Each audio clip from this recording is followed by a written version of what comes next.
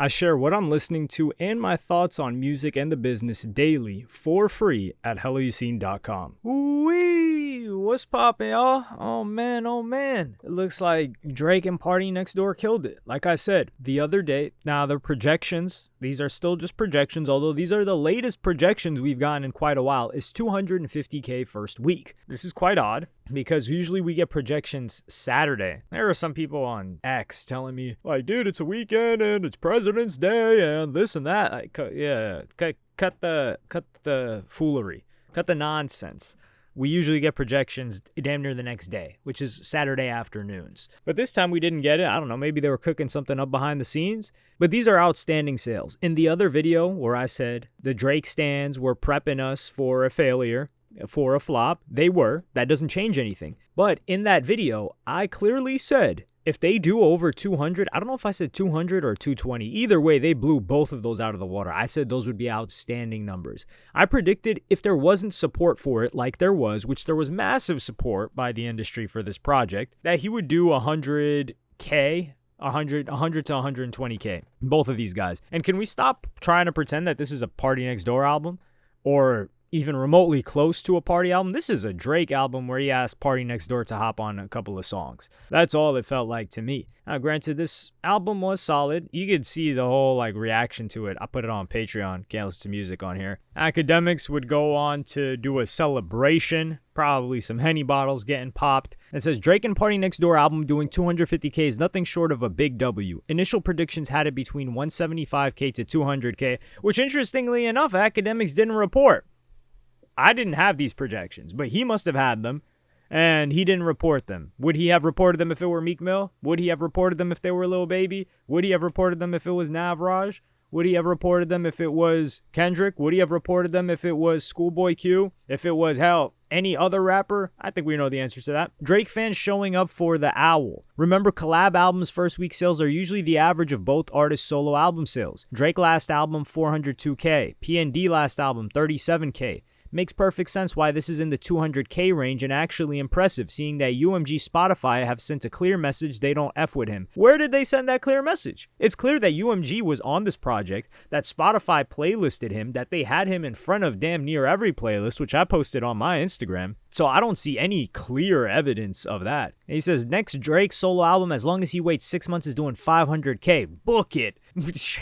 Don't worry, I'm going to try to talk some sense into Drake as well for his next solo album. All right, he think he's going to take that into consideration. Since y'all care about sales now, I'll convince him to sell shirts, vinyls, and every other bundle like other rappers do to get their fake numbers. I will keep it a buck. If Drake sells some exclusive OVO with a project, he might mess around and do $1 million first week. I'm not even lying.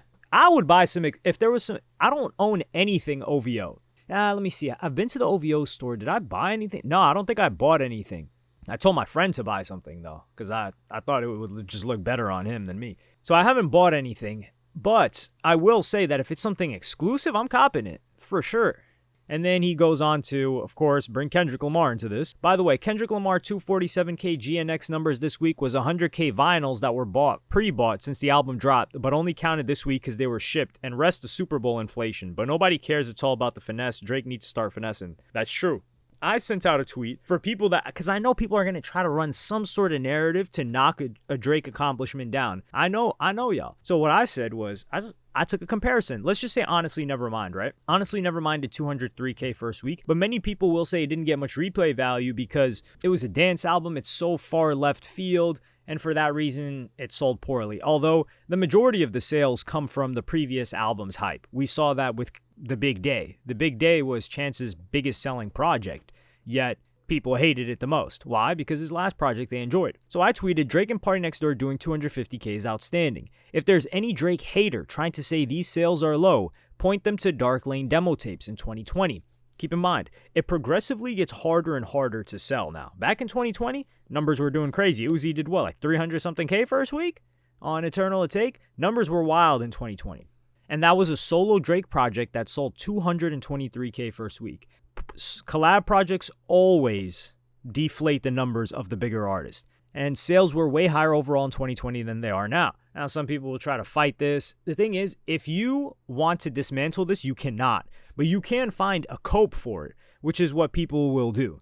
So the Drake fan base is still for sure here. The Kendrick haters are evidence that people aren't going to stop enjoying Drake music. I enjoyed this project thoroughly. And on top of that, Spotify and UMG is still here. So all those Drake stans that were trying to conjure up some, Spotify's holding them back, they're shadow banning it. They must not have control over their own platform, because you know what's a real shadow banning? What happened to Tory Lanez when he dropped Daystar. That's a real shadow banning. You couldn't even find that album if you tried. You had to go headhunting. If you followed him, you weren't even getting notifications that it dropped. Now that drastically dropped his sales by like 60%, I think, 60 to 80%. So you saw a clear drop off when Tory had clearly gotten more popular than when he was on a record label. That's an example of somebody being blackballed, deflated, sent a clear message that they weren't being supported. With this project, I see a couple of songs on here continuously getting play, especially with women. There are a lot of women appealing tracks on here, although he's got a couple of joints that guys will rock out to for the foreseeable future, and we'll see which gets more play. That is a good example, though, that Kendrick Lamar, while it looks like 250K is still outstanding, but 100K is physicals, so that means his album streams jumped up by, like, 100 million? Because it's going to be 80K or so that it jumped up if we're just talking streaming numbers, which is a solid amount to get from the Super Bowl.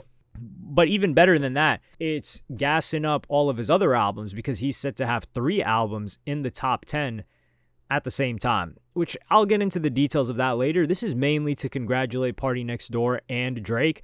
Like I said, I was a little bit hesitant, and I was not sad, but I was like, man, I hope this doesn't get shelved in terms of fans just moving on past it, because I love PartyNextDoor as an artist, but it looks like the numbers were going to matter for this. This is when everyone was tuning into numbers for some reason, even the people that claim that it's not about that at all, when it will and always will, when it has and always will have a strong influence on perception of an artist, and perception matters no matter what kind of music you make. That doesn't mean that it's the most important thing, but it is relevant. Otherwise, people wouldn't make jokes like, man, I'm asking people like what good rap music is, and they show me somebody like Mac Homie. And it's like, okay, that's exactly the point of why numbers matter, because people will make statements like that.